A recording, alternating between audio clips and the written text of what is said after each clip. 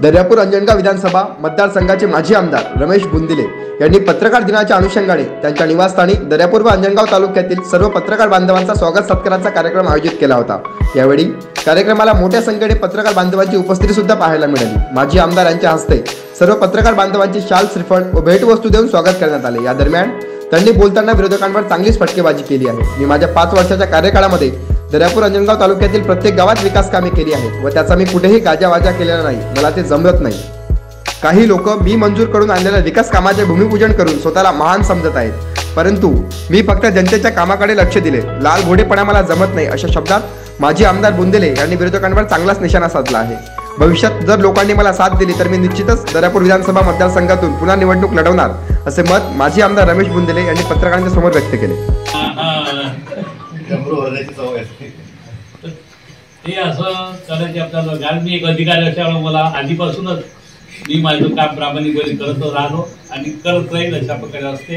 कुठेही गाजवाजा नको, कुठेही लाल घोडेपणा नको। काम म्हणजे काम, प्रामाणिकपणे काम करायचं, जे आहे ते कोणी काही बनव, पण आपण जनतेच्या दृष्टिकोनातून जे कार्य करायचे आहे, कामं करायचे आहेत, तेवढंच फक्त मी माझे धोरण करतोय आणि त्याप्रमाणे मी काम केले।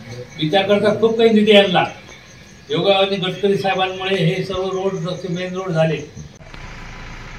अशा प्रकारे मी कामं केलेलं आहे, मी कुठेही सोडलं नाही आणि प्रत्येक गावात माझे दोन तीन कामं प्रत्येक गावात 306 गावं जवळ माझ्या रेकॉर्डला आम्ही घेतली होती आणि झाले। दुसरी गोष्ट अशी आहे की जे काही काम करायचं असतं ते जे मंजूर झाल्यावरच मी माझ्या रेकॉर्डला घेतो। मंजूर होईपर्यंत नुसतं तात्पुरतं पाठवलं गेलं, मंजूर झालं आणि आता होते, हे खोटं नाटं सांगलं कधी पटलं नाही, जमतही नाही।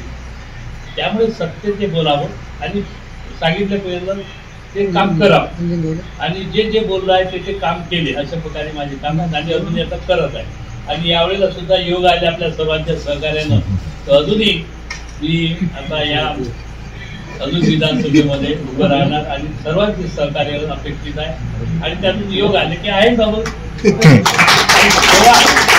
अशाच वेगवान घडामोडी पाहण्यासाठी आताच आमच्या जनविकास न्यूज चॅनलला सबस्क्राईब करा आणि रहा रोज अपडेट।